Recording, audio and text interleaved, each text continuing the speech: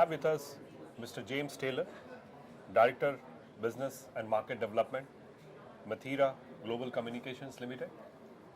Methera is a UK-based technology company which focuses on super-fast and ultra-fast broadband internet and data connectivity to the underserved and unserved areas of the world. Would you talk about Methera MEO satellites that you're planning to launch in 2021/2022? 2022, yes, absolutely. We are launching a series of satellites in 2022 and into 4 orbits. This will be a number of satellites in each orbit, so 4 in each, so 16 in total. After that, we will launch more into those orbits to meet demand. So we start with 16 and then we launch more. From those satellites, we will be targeting specific areas of the world that do have that demand, using smaller beams than others, so 150 kilometer diameter beams, but delivering a very high throughput, so high density of throughput, to get into small antennas of 30 to 40 centimeter size, and capabilities of about 100 megabit per second, maybe more up to 300 megabit per second. When are you planning to launch the satellites? Well, the aim is the plan is to get launched in early 2022. A lot of stuff has to be planned and organised and met within that time frame. But the typical thing is we give a window of opportunity based on launch vehicles that we will eventually procure and use. But early 2022, but operational 2022 is the primary aim of the first batch of satellites. How well you are funded and who are the partners for this project?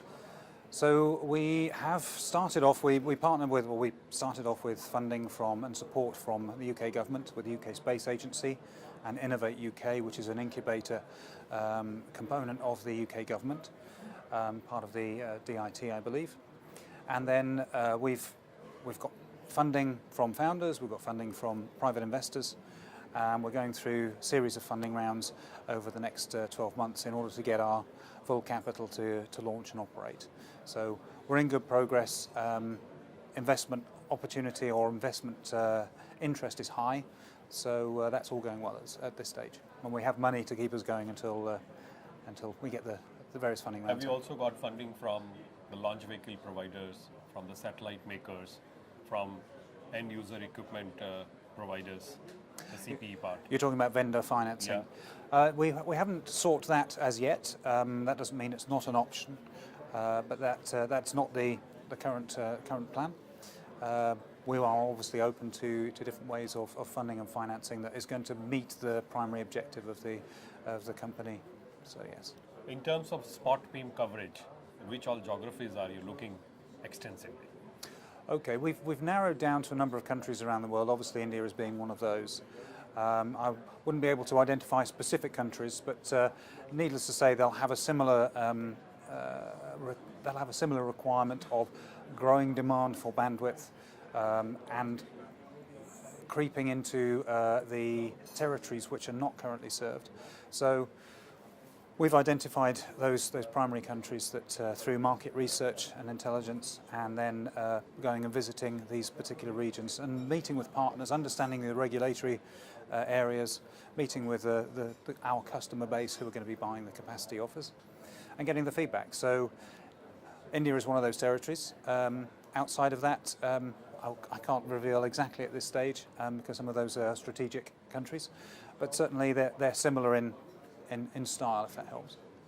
Well, what is your go-to-market strategy for the Indian geography? Well, it's we have representation on the ground here now, and we are working at both the regulatory part, because obviously in satellite communications there's a very strong regulatory position here in India, and we are working with the authorities to make sure we make that happen. So we have to get that piece in place first. It's very important. In parallel to that, though, we are talking with the current in-country service providers from all over the country, and trying to get the levels of interest up to a point where we can move to put a service together for them.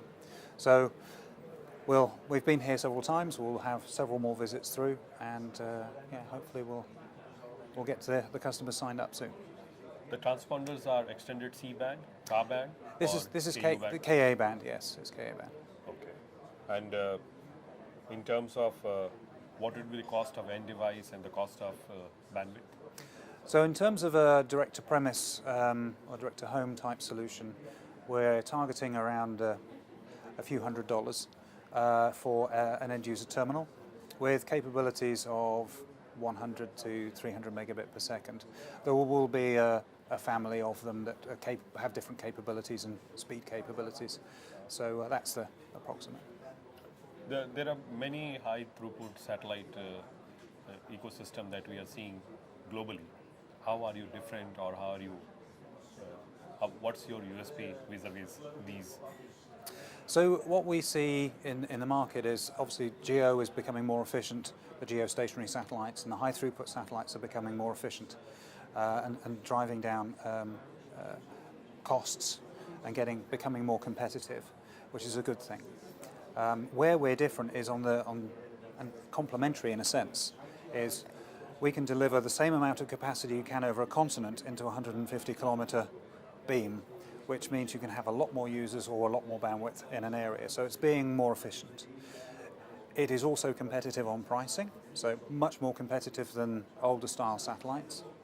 And probably you'll be talking about a fifth, hopefully to a tenth of the cost of traditional geostationary VSAT type operations as a cost. So we see ourselves complementing by providing those pockets of additional capacity in those areas that really require it, rather than spreading it over an overall area. So we see that as a complementary aspect. Similarly with the LEO satellites.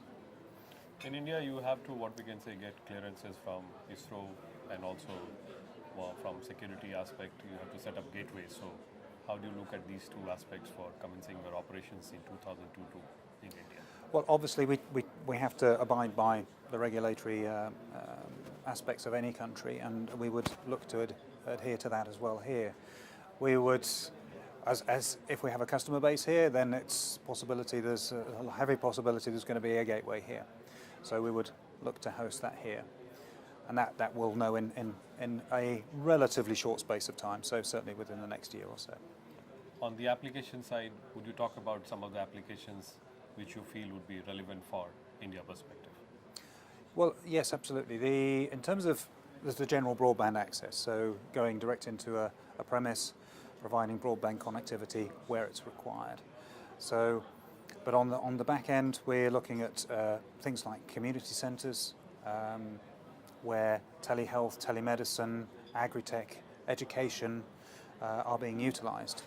And that's what one area we're trying to promote, is to look at the application side of our business and help put programs together that develop that further and put it into place, even before our launch.